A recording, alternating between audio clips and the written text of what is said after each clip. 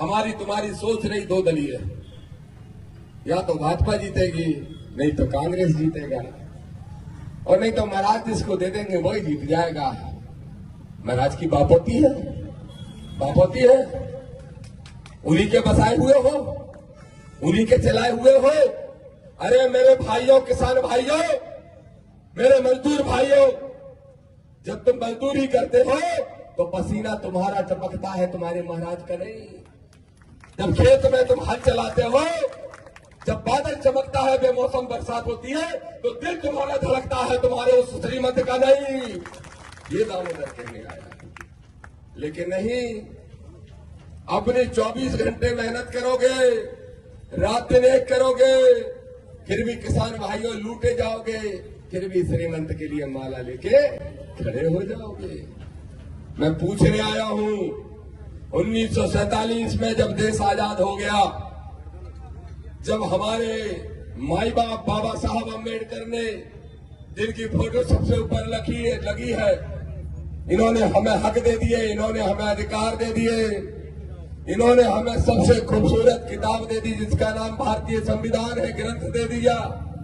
उसके बाद भी अगर गुलाम बने हो, उन्होंने जो संविधान दिया बाबा साहब ने, पहले तो राजा वही होता था जो रानी की पेट से पैदा होता था, लंगड़ा हो, लूला हो, एचकताना हो, कैसा भी हो, लेकिन राजा साहब का है कि रानी के पेट से पैदा हुआ।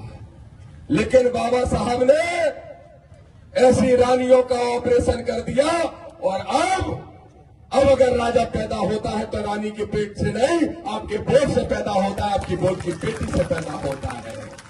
लेकिन क्या आप इसका महत्व जानते हो? क्या आप इसकी कदर करते हो? हमारे बाबा साहब अम्बेडकर ने कितने पुत्रों को कुर्बान कर दिया? 4।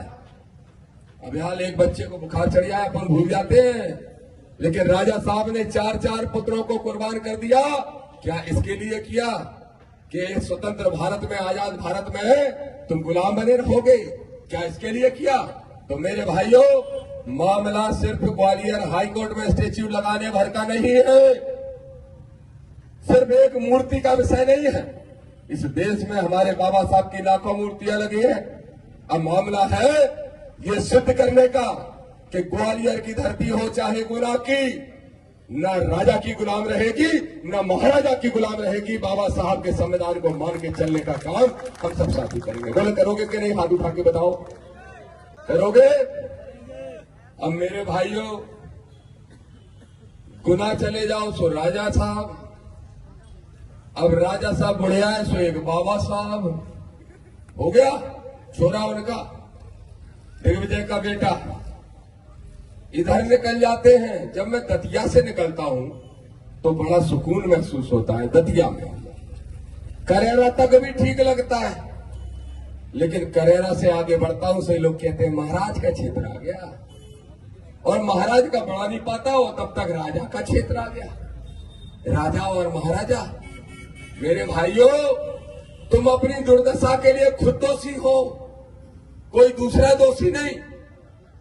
बोले कैंडिडेट तो अच्छा है लेकिन भाजपा से नहीं है, कैंडिडेट तो अच्छा है लेकिन क्या है, कांग्रेस से नहीं है।